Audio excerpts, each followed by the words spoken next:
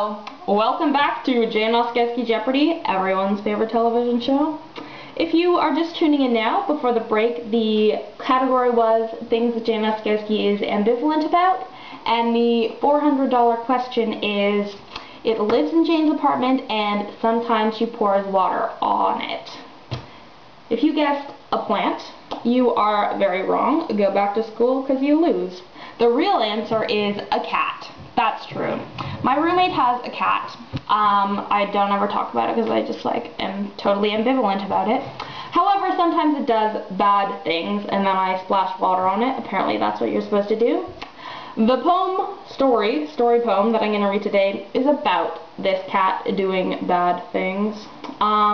It also, if you're a fan of Jane Ozkowski reads a poem, which I know all of you are, you'll notice part of this story is actually a poem that I read earlier this season. You know, just bringing it all back. It was hopefully such a good poem that you're very happy to hear it all again. So, this story is called Worth It, or The Cat Keeps Shitting on My Carpet. And it goes like this. The cat keeps shitting on the carpet. It's not my cat and it's not my carpet, but I pay 50% of the rent, and the whole time I've lived in our apartment I've never shat on the carpet, not even once. I keep thinking about the time my friend had manic depression. There are ways you can manage this, the doctor had said. It doesn't have to be a detriment on the rest of your life, the rest of your life, the rest of your life. And then it went away. A few months later and she was fine, and she's mostly felt fine since then. I think I was just sad, she told me, but I wonder if she wakes up some mornings and looks in the mirror with her hair all messy and last night's makeup scrolling down her face, and really quietly, or just in her head, she says, manic depression, bipolar disorder, disorder, the rest of your life. Sometimes I look in my mirror and I ask myself, am I out of control? Whose control? Who is control? I think I'm most beautiful on hangover mornings. I rub the black from under my eyes, and then it's just the red that surrounds them.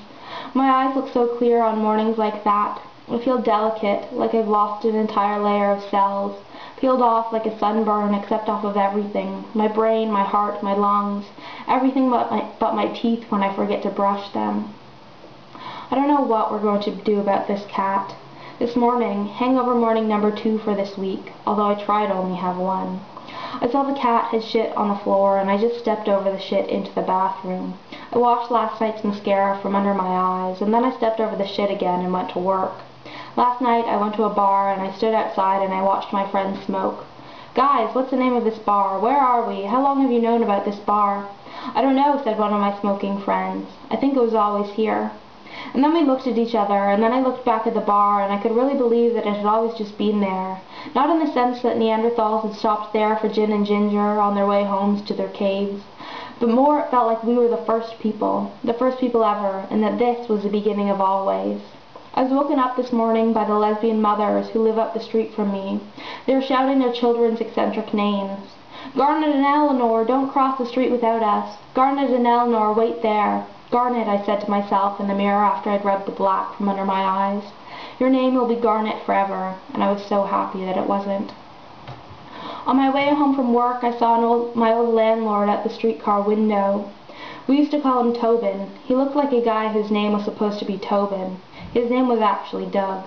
Doug Tobin stepped out of a store and there was a dog in front. He went up to the dog and started to pet it, and that made me so happy. It was great to see my old landlord in real life petting a dog and to remember that he still existed and that I still existed, even though I didn't even live in his apartment building anymore. I sometimes call the cat Taya, even though that's the name of my dead dog. I sometimes do it to be funny, as a joke for myself, and I sometimes do it because I forget. And when I do it because I forget, I get sad, because Taya is dead and this cat is still alive and shitting on my carpet. And then I remember that I will probably live longer than this cat, and that most of the problems I have now are not problems that I'll have for the rest of my life, the rest of my life, the rest of my life.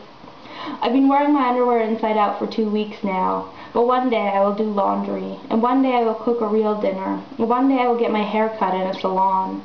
The water will be warm on my scalp, and the stylist will run her hands through my hair. I will have a memory that is impossible to have. It will be of me as a baby taking a bath in the kitchen sink.